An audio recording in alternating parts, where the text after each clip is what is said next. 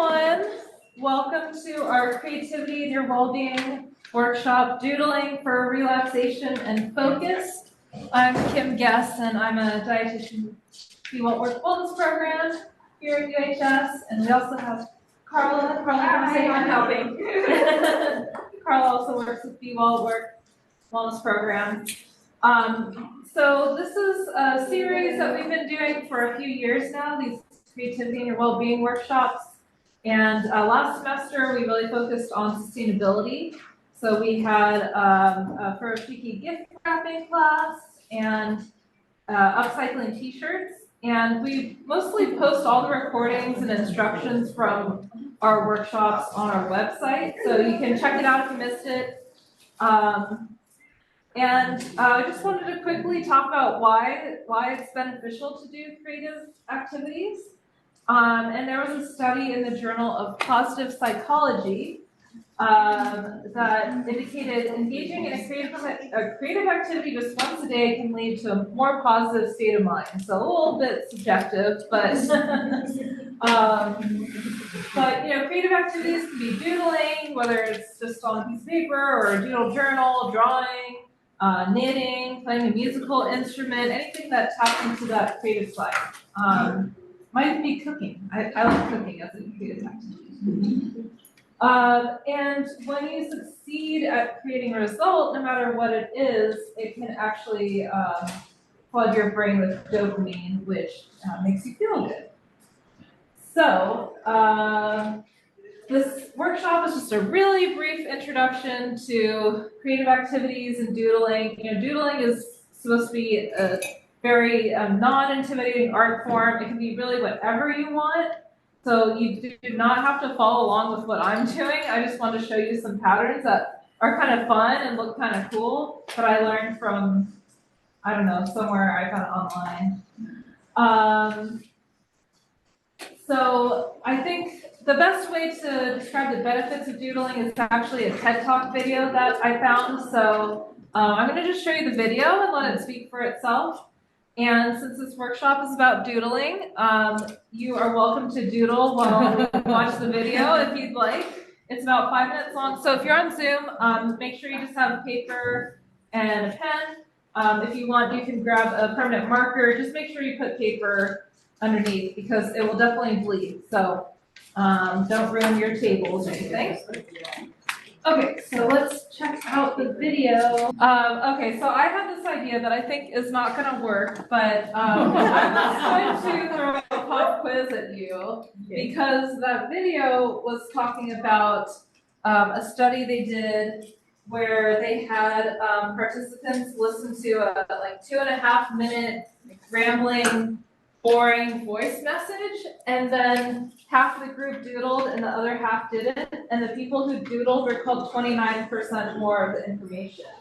I know nobody here was doodling, so we can't really compare the two, but I'll just give you the quiz anyway. This is definitely not for a grade. It's totally anonymous. You don't really have to fill it out if you don't want to. But if you're on Zoom, you're welcome to try writing down your answers to this. I don't know if you can see that okay. And these questions are open answers. So just on a piece of scrap paper, if you're watching that video, first question is, where were Tony Blair's doodles discovered? So at what event? The next question is, the speaker wants to talk to a representative of which dictionary? Mention a specific dictionary. Sorry. The third one is, what happened to the speaker when she discovered research on the unfolding artistic activity of children? What happened? What did she do? These are all things that happened that weren't on the screen. So if you were just listening, you might have heard this. Mm-hmm. So I made sure to make these questions not anything that were only visually shown. Okay, the last question, what are the 3 rooms the speaker listed as places where doodling should not be eradicated? And then check off if you doodled or not. So if you are on Zoom, if you feel comfortable, feel free to send your score, how many questions you got right, and whether or not you doodled. And we'll see if we can compare. It's a very, very poorly designed study. We don't recommend the study design, but I thought it'd be a fun little activity anyway. Oh, there's a question on Zoom. Yeah, thank you, Chris. I think that is the right link, which I am going to send afterwards too. Okay. So we'll just set that aside. I'll put it there in case we'll need to check it out. Okay, so everybody got paper and pens? All right. So, doodling can be anything you want, anything that feels good. You can do it while talking on the phone. You can do it just for fun. You can do it as a way to express yourself. Sometimes, like, all through school, I would doodle on my notes, and I always thought it was a bad thing, but it really did help stop me from zoning out. And sometimes the doodles sort of reflect what I was listening to, so I'm sort of processing it. But yeah, doodle at your own risk, if it's something where you really need to be paying attention and look like you're paying attention, then don't say, oh, Kim told me it's okay to doodle. So, just want to mention that. But I thought it would be fun to show you a few sample patterns that actually look kind of cool when you're done, that really don't take any skill. And I just found these ideas online, and I had been doing some of these, and so I just wanted to show you some patterns that I like. So if you have a template, I basically just made 4 boxes for you, and then one with a grid in case you have like wrapping paper. But you definitely don't need a specific template to doodle. It can be, it can be just on a regular piece of paper or on the margin or whatever you want. Or you can keep a journal or a notebook. Are there any more of those handouts? Yeah, I'll do it on there. Okay. So I'm going to show you these few examples. Thank you. I'm going to show you a few examples really quick, and then you can doodle on your own throughout the whole class if you want to. Oh, sure, thank you. And then we'll give you some time, the rest of the class, you can just kind of practice doodling and ask questions or chat with your neighbors and share different ideas. Okay, so there's basically 3 different designs that I like to do. This one is, it's like mountains basically, and it's pretty easy. The next one works well if you have paper with a grid on it, and you basically just keep making squares until it makes this really cool pattern. And then this other one, I think works best with a permanent marker, whereas the other ones work kind of better with pen. But again, it's up to you. You can be as creative as you want. I don't know what you call this, but I've made different versions with different sizes. You can see I kind of like this one. I've done it a few times. Well, on webinars and stuff. So I'm going to show you that too. So I think in the interest of time, I kind of started some on this piece of paper, and I'll just kind of keep going. So let's start with the mountain one. I guess I kind of went too far on that. But basically, what you do is you just kind of draw a mountain range, and it can be whatever you want. So I like to have one in the foreground, and then kind of another close-up mountain, a couple in the background, and maybe, one more somewhere like that. Maybe another one in the middle. So, it doesn't have to be perfectly, proportioned to the paper or anything. And then what you do is you're basically creating a sunnier side of the mountains by using lines that are more spread apart, and then tighter lines that are like the shady side of the mountain.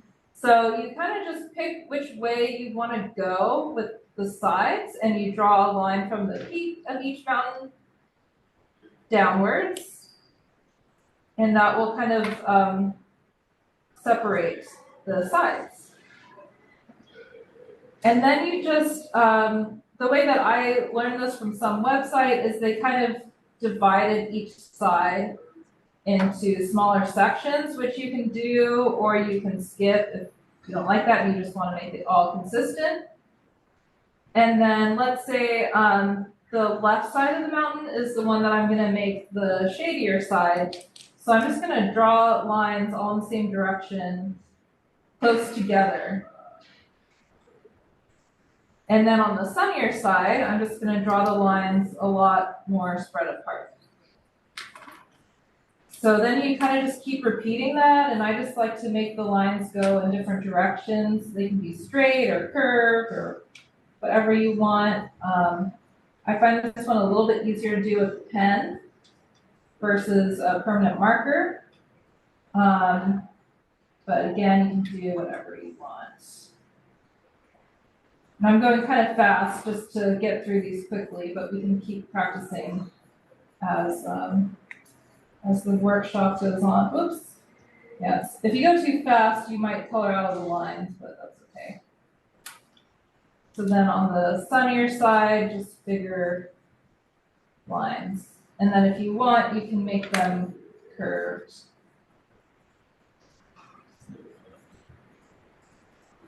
And then once you've done all that, if you want, you can kind of outline the mountains to make them pop a little bit more.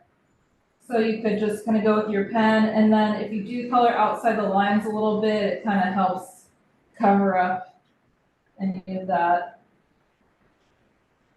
So it's basically that simple. And let me show you the next ones. And I also wanted to mention that our next Creativity in Your Wellbeing workshop is card making. And so if you want, you can save your doodles, and you can maybe even use some of these in the background. We're going to be repurposing other materials like magazines and calendars. So you could, have something like this in the background and cut out some words and put it on top if you want. Just an idea, but that's our next workshop that we have. Okay, so the next one we'll do is kind of this funky thing. I don't know, what does this look like? Some of them to me kind of look like weaving up close. I don't know. Seeds? Yeah, seeds. They kind of look like a strand of something, and they kind of pop. So you can do it with a pen, but the idea is to kind of color in the empty spots. So it's a little harder with a pen, and I just find it like really satisfying to do with a permanent marker. So let's try the permanent marker if you have one. Again, make sure you have scrap paper underneath. And so I kind of got some started just to save some time, but I'll do a fresh one too, actually. Okay. So for this one, the way that I usually start it is I just draw kind of a slightly squiggled line from one corner to the next. This Sharpie's a little old. Okay, and then you can draw dots along the line to help you figure out where each section should go. So it can be whatever you want, as big or as small as you want. Just provides a little bit of a guideline. And then you're just going to connect the dots by making curved lines on each side. And you can do however many you want. I usually do 3 on each side. And I just try to stay within the lines, and I kind of like adjust it based on how much space there is. So let me just keep going. And as you get more comfortable, you can try going a little faster. Okay, so that's kind of how you start. But I'll show you on this one how you continue. So I have a few already done.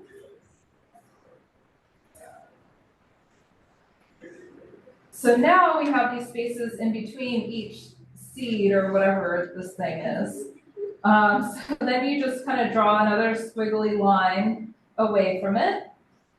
And just repeat the process, and you can make these ones the same size. You can do more lines, less lines. You make them smaller, bigger, whatever you want. I usually, as I go, like each round gets a little bit smaller.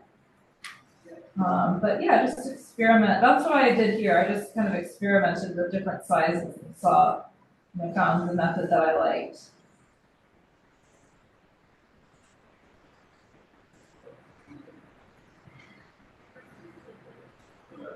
Okay, and then next we have these spaces in between. So we can just connect those like that. And then keep going. And so this is kind of like the third layer or whatever. And so after you do this, you're probably not gonna have much space left. So what I like to do is make them like kind of wide and squatty and fill in whatever space is left. And then I color in, so I'm gonna make like this one kind of stick out like that. It kind of looks like it's getting squished between everything, right? So this is the extra space where I can't really fit anything, so I'm just gonna color that in. And then it's gonna make everything pop.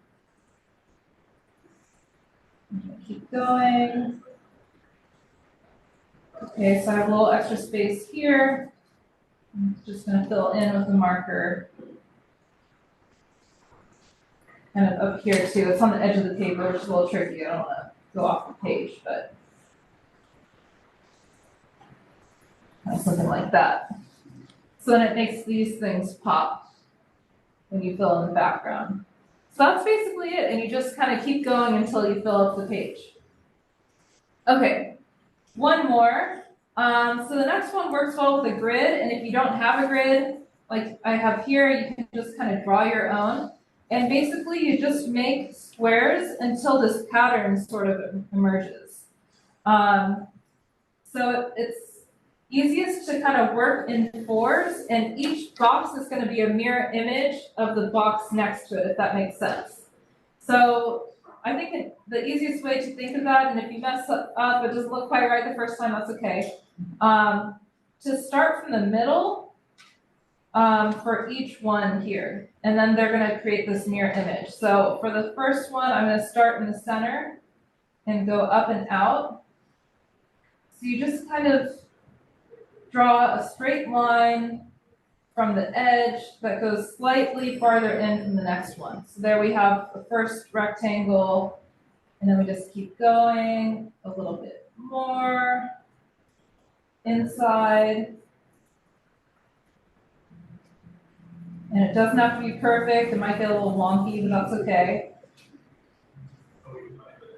So you'll see this kind of curved pattern emerge, which is kind of cool because you're not actually drawing any curved lines.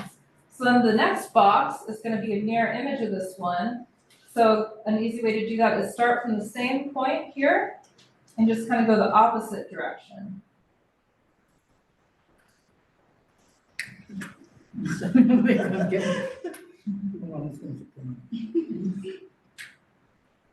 Again, just smaller and smaller boxes.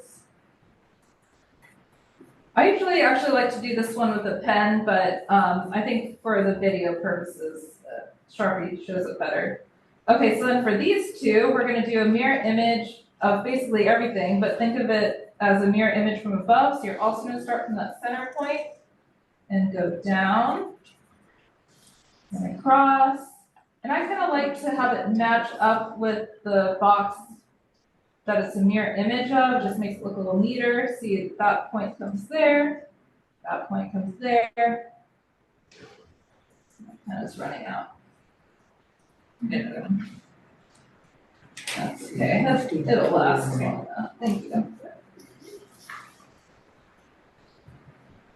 Okay, and then the last one, so again, starting at the middle, it's going to be a mirror image of this one, kind of going that way, and it's going to be a mirror image from the one on top going that way.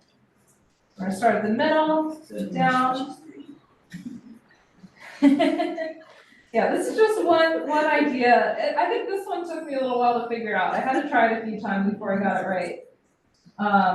It did kind of hurt my brain to think about. I don't think I had that much instruction, but I think like the mirror image thing kind of helped me. So you see this pattern emerge, right? It kind of is like all these fans. Yeah. So if you can kind of see the fan, there's not really an end point to each one, but something that looks kind of cool if you'd like is you can kind of trace the outline of each curve, and it will make it pop a little bit. So you kind of have one fan there, and then you have another one here going sideways. And then you have one that's a mirror image from above, going down, and then another one on the side. So then, I don't know if you can tell the difference, it just makes it pop a little bit more. And then there's even a fan kind of going here. And a mirror image of that. Yeah, it's kind of trippy. This one takes a little bit of practice, but I think the result is pretty cool. So that's basically it. So those are a couple of options for you. So I'm just going to give you the rest of the time to practice these if you'd like, or doodle, whatever you want to do. Get as creative as you want. Okay? So the answers yeah. Oh yeah. Let's do the answers for the quiz. We can keep doodling if you'd like. And since nobody in here was doodling, we can just kind of shout them out. I was doodling. Oh, you were doodling Yes. during the video? But I left before some of these things happened. Oh, okay. So we'll see if I got the Yeah, one you can right just today. score your, maybe for each thing you get right, you can count as 1 point. Yeah. So, quiz? Yeah, were you here for the video? I guess. Okay, we did a video, and they've actually done a study on if you doodle while you're listening to something. In this particular study, it helped with the recall. So I wanted to do like a mini study, but most people were paying attention to the video and not doodling. Even though doodling helped me pay attention. I couldn't answer them all. I don't know if everybody. I made them kind of hard because I was like, wait, what? I know. I made them hard because if they were too easy, then whether people are doodling or not, you would get them all right, and then we wouldn't be able to tell.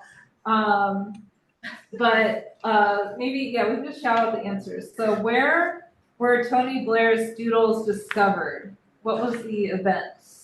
Davos. Yeah, the Davos Forum. I was doodling during You're the doodling, there you go. Point proven, right? That's scientifically proven now. I'm just kidding. Okay, the speaker wanted to talk to a representative of which dictionary? Oxford English. Yes, the Oxford English Dictionary. I put Oxford, but I was just thinking what dictionary is most famous. So it wasn't, yeah. What happened to the speaker when she discovered research on, as she called it, the unfolding artistic activity of children? Cry? Yeah, she said she cried. And then the last question, what are the 3 rooms the speaker listed as places where doodling should not be eradicated? I put boardroom, classroom, and boardroom. Yeah, those are all 3, classroom, boardroom, war room. But I think that was was that more towards the beginning of the talk? And maybe I was paying more attention. I think it was kind of right at the end. Was it at the end? Mhm. Yeah. Okay.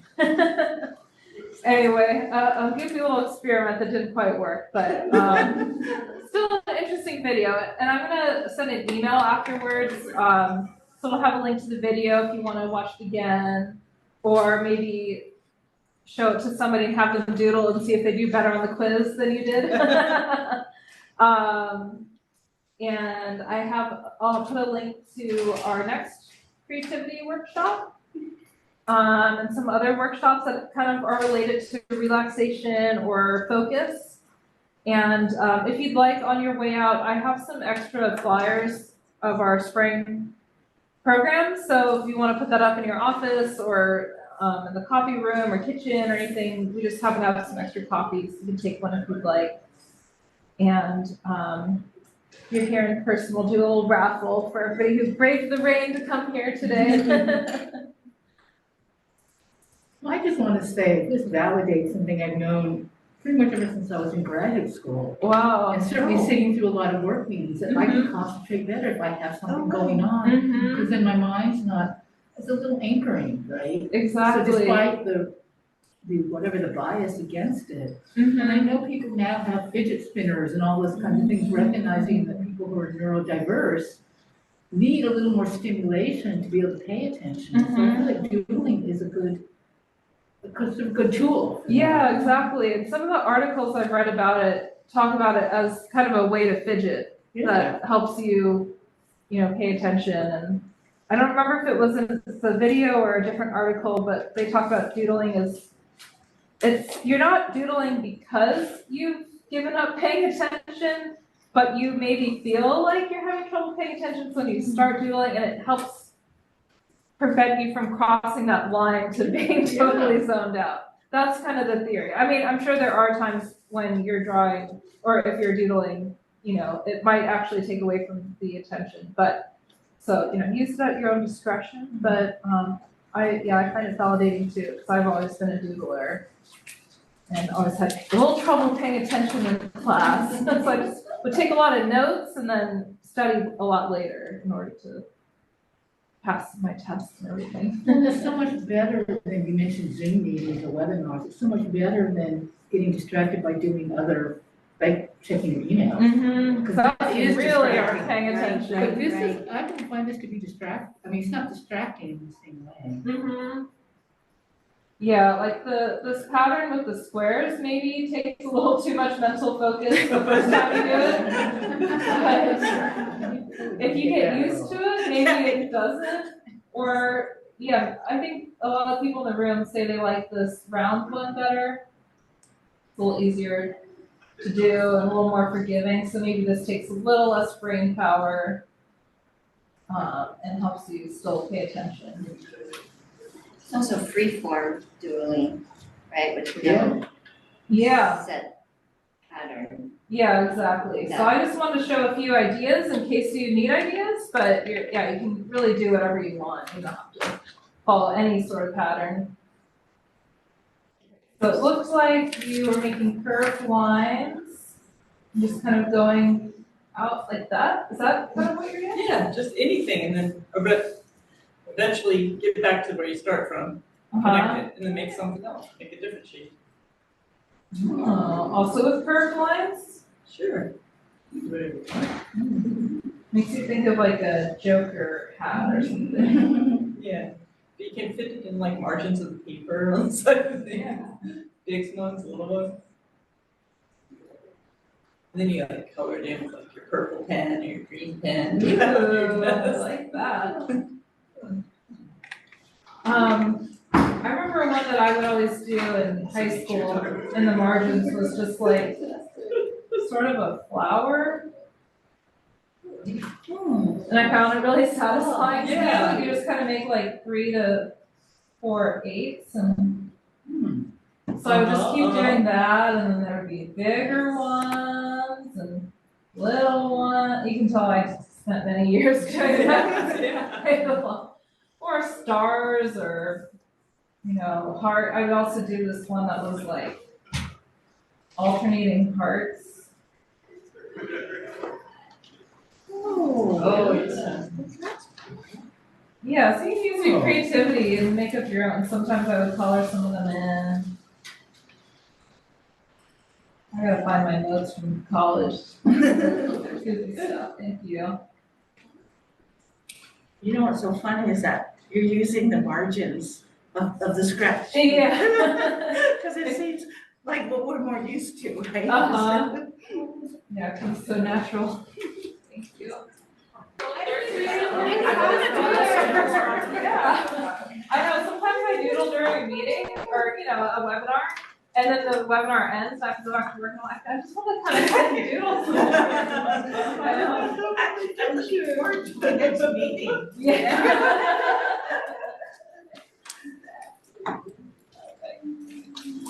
You could take the scratch paper and connect the dots.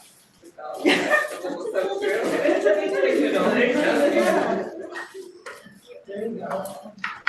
Well, thank you all for coming. I hope you enjoy our next workshop, the card making one. It will be in person only since there's a lot of supplies required. What is it, carving? Card making. So we're gonna make greeting cards. So we'll have some like cardstock you can use, and then all kinds of magazines and materials you can cut out and repurpose and make some cool cards. So it's not just the activity of creating the card, but actually writing it out and the benefits of that, and giving it to somebody, like getting a handwritten, handmade card is very special. So make somebody's day. Thank you so much. Yeah, no, really, This so was so much much fun. fun.